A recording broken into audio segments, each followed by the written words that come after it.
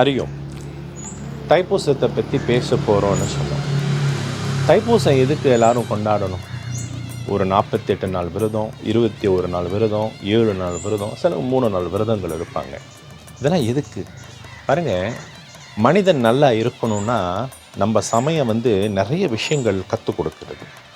ஆனால் அந்த நல்ல விஷயத்தை ரொம்ப ஆள் கடைப்பிடிக்கிறது குறைவு. அது கடைப்பிடித்தாலே போதும், வாழ்க்கை நல்லா இருக்கும், தெளிவான சிந்தனை கிடைக்கும். அப்போ அந்த நல்ல விஷயத்தை எப்படி கடைப்பிடிக்கிறது? குருவோடு சேர்ந்து கடைப்பிடிக்கணும். குரு கொடுக்கக்கூடிய அந்த உபதேசத்தை கடைப்பிடிச்சாலே போதும், வாழ்க்கையில் நல்லா இருக்கலாம். குரு இருந்து குரு சொன்ன பேச்சு கேட்காத பொழுது நிச்சயமாக எந்த விதமான விரதங்களோ பூஜைகளோ எது செய்தாலும் பலன் இல்லாமல் போகும். ஏன்னா குருன்னு சொல்பவர் ஒழுக்கத்தை கொடுப்பார், தெளிவை கொடுப்பார், எல்லாம் கொடுத்துட்டு கர்மத்தை குறைச்சிக்கிட்டு அவர் கடவுள்கிட்ட எப்படி சேரணும், எதுக்கு நான் பிறந்தேன், ஏன் பிறந்தேன், இந்த ரகசியத்தை சொல்ல போகிறதா குருமார்கள். அதனால் குரு சொன்ன விஷயங்கள், மகான்கள் சொன்ன விஷயங்கள், மகரிஷிகள் சொன்ன விஷயங்கள், அதுதான் உங்கள்கிட்ட நான் சொல்ல போகிறேன். தைப்பூசம்னு சொல்லும் பொழுது இப்போ தைப்பூசம் வருது. இந்த தைப்பூசம் என்ன செய்வோம்னா விரதங்கள் எடுப்பார்கள். விரதம் சொல்லும் பொழுது என்னதுன்னா மனம் கட்டுப்பாடு, மதி கட்டுப்பாடு, சரீர கட்டுப்பாடுக்கு பேர் தான் விரதம். ஆசையை குறைக்கணும். பொதுவாக சொன்னால் அவன் ஆசையை நீ குறைச்சிக்கோ.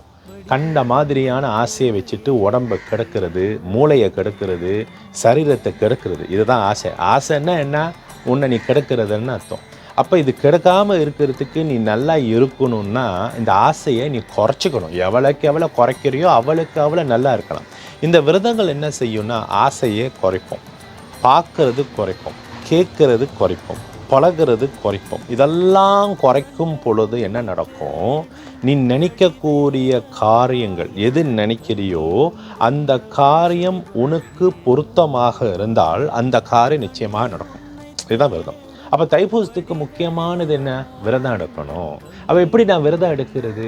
விரதம்னு சொல்லும் பொழுது ஒரு நேரம் சாப்பாடு, இது ரொம்ப முக்கியம். ஒரு நேரம் சாப்பாடு, ஒரு நேரம் சாப்பிட்டு, இப்போ உடம்பு முடியாதவர்கள் நீங்கள் சாப்பிடலாம். 3 நேரமோ 5 நேரமோ சாப்பிட்றோன்னா குறைஞ்சி சாப்பிடணும். குறைவாக சாப்பிட்றது பழகணும். ஏன்னா அளவுக்கு அதிகமாக சாப்பிடும்பொழுது தூக்கம் வரும், சோம்பேறி வரும். இதெல்லாம் வரும் பொழுது இறைவனை சிந்திக்க முடியாது. அதனால் குறைச்சி சாப்பிட்டு உங்கள் குருவை நினைத்து, உங்களோட கடவுளை நினைத்து, அதே நேரத்தில் முருகப்பெருமானையும் நினைக்கிறணும். அப்படி நினைக்கும் பொழுது என்ன நடக்கும்? உங்கள் மனம் அமைதியாகவும் சிந்தனை தெளிவாகவும் அந்த விரதத்தின் பலன் கிடைக்கும். ஸோ தைப்பூசத்தில் முக்கியமானது விரதம் அனுஷ்டானம். அதனால் விரதத்தை சரியாக கடைப்பிடிங்க. ரொம்ப ஆளுங்க பல எப்படி செய்யணும் அதெல்லாம் தேவையில்லை. வீட்டிலே இருங்க. வாழை இலையில தான் சாப்பிடணும் கிடையாது. வீட்டில் இருக்கிற மங்களே சாப்பிடலாம். சுத்தபத்தமாக இருங்க. நீங்கள் தைப்பூசம் விரதம் எடுக்கும் பொழுது உங்கள் வீட்டில் எல்லாரும் சைவமாக இருக்கணும்னு அந்த ரூல்ஸை கொண்டு வந்துடணும். எல்லோரும் சைவமாக இருக்கணும்.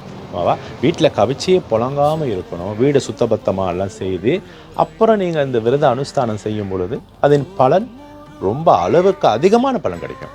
அதனால் விரதத்தை சரியாக கடைப்பிடிச்சா எல்லாமே சரியாக இருக்கும். நல்லா இருப்பீங்க.